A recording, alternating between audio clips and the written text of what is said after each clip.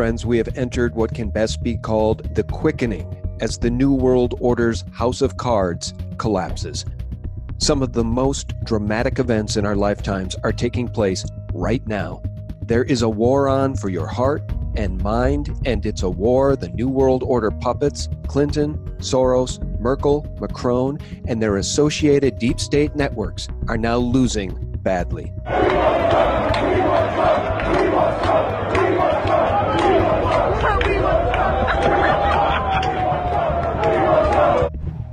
Before we get to all of the incredible news from the world of Q and President Trump versus the deep state, this amazing news coming from the Lawyers Committee for 9/11 Inquiry. On November 26th, a United States attorney agreed to comply with the federal law requiring submission to a special grand jury of a report by the Lawyers Committee and 9/11 victim family members of yet-to-be-prosecuted 9/11 federal crimes relating to the destruction of 3 World Trade Center towers on 9/11, World Trade Center 1, World Trade Center 2, and World Trade Center Building 7. This is an historic development. Citizen activist and Lawyers Committee board member Barbara Honegger explained in this December 1st interview with World Alternative Media. The Lawyers Committee announced that on November 7th, the Lawyers Committee received an official letter from the U.S. Attorney for the Southern District of New York, that's the federal courthouse in Manhattan that has the jurisdiction for the World Trade Center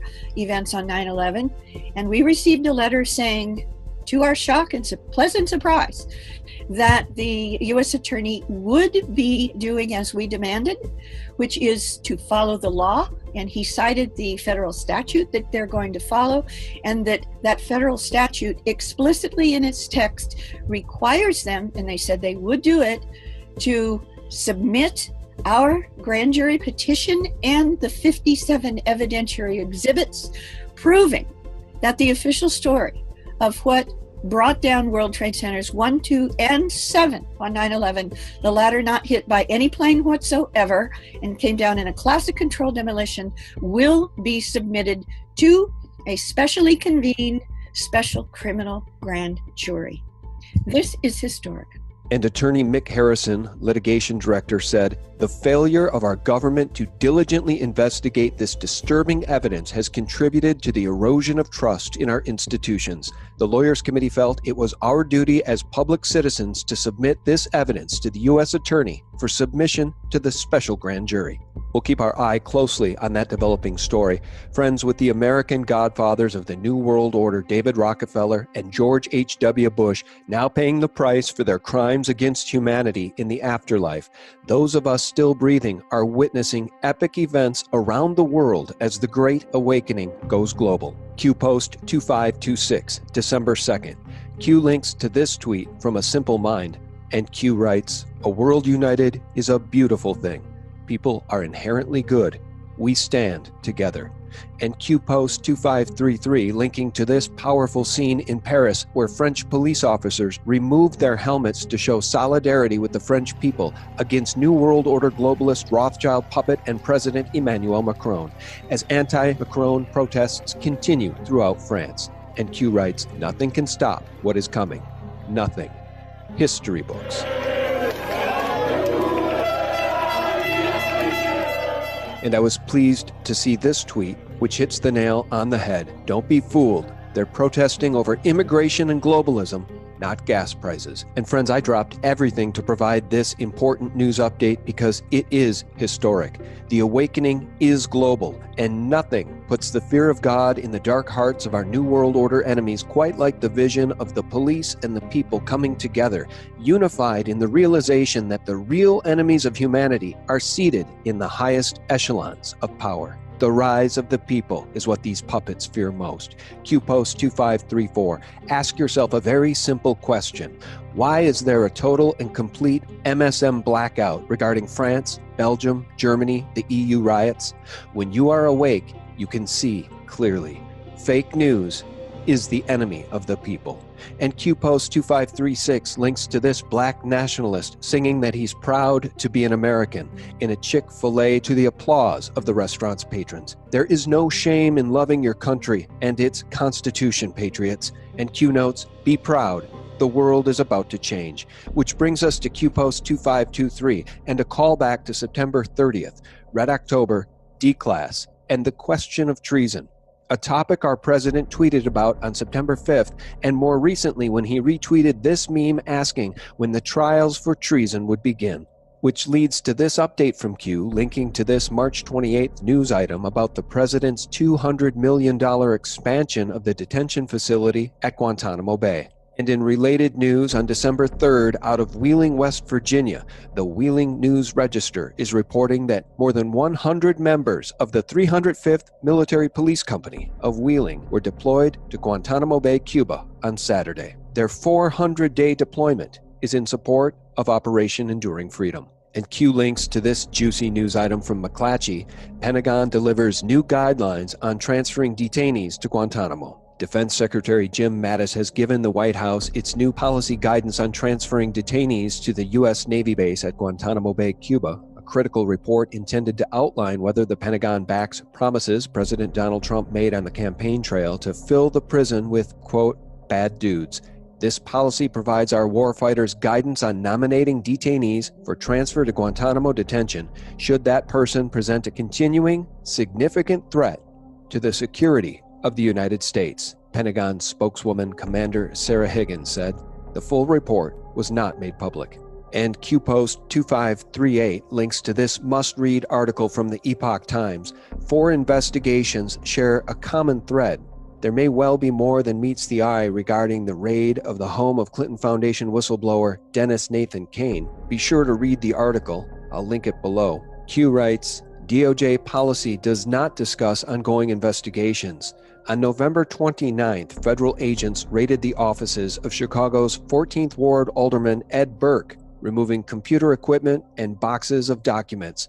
Burke held that position in Chicago's corrupt political machine for 50 years. And Burke, who has been under federal scrutiny on several occasions, has never been convicted or indicted. His investigation is being handled by the Public Corruption Squad from the local FBI office, according to the Epoch Times. Dan Mihalopoulos, a reporter for WBEZ in Chicago, is quoted as saying, worth also noting is Burke's huge role in local Democratic judge-making process. One judge told me, everyone's crapping themselves here. And the Epoch Times goes on to note 2 other events with a more international scope also have been underway. As we've been reporting, Deutsche Bank is being investigated by the U.S. Department of Justice, and new charges were filed this week by Danish authorities. The bank's CEO and chairman both have been forced to resign, and numerous current employees are under investigation. This article, 4 investigations share a common thread, written by Jeff Carlson at the Epoch Times, wraps up with the 4th investigation in the thread. In a November 29th DOJ press release, 3 executives, including Abul Huda Faruqi, were charged for their roles in a scheme to defraud U.S. military contracts in Afghanistan, engaging in illegal commerce in Iran, and laundering money internationally. Faruqi was the CEO of Anham, a defense contractor based in United Arab Emirates. And it wasn't the first time Faruqi or his company have been involved in allegations of misconduct. In a 2013 article by the Daily Caller headlined, Clinton Donors Get a Pass on Shady Contracting, Faruqi and his company were highlighted. And the article asked a simple question. Given prior violations, how was Anham able to secure an $8 billion contract in Afghanistan that allowed it to illegally ship supplies through 2 Iranian border crossings and a seaport controlled by the Iranian Revolutionary Guard? The $8 billion contract, along with the illegal shipment of supplies being cited in the 2013 article, appear to be exactly the same violations being alleged in the 2018 DOJ indictment. So why wasn't Faruqi and his company charged with these same known violations back in 2013? Friends, it may be because Barack Obama was sitting in the White House. But this article says the answer may lie within Faruqi's many connections to the Democratic Party. The Daily Caller notes that Faruqi is a longtime donor to Senator Dianne Feinstein and donated to Obama for America in 2008. But Faruqi's closest ties lie with the Clintons and their foundation. Faruqi, a member of the now shuttered Clinton Global Initiative, participated in annual CGI meetings since the group's formation in 2005 through at least 2010 and made multiple donations to the Clinton Foundation. Faruqi also made donations to Terry McAuliffe and has been photographed with Huma Abedin. The author here, Jeff Carlson, concludes, there appears to be a common thread among what might appear to be unrelated events: the raid on the whistleblower, the raid on the Chicago politician, Burke, the investigations of European banks, and the charges brought against a Clinton donor. All the activities targeted were either occurring during the Obama era or, in the case of the DOJ whistleblower, were directly related to underlying events from that time.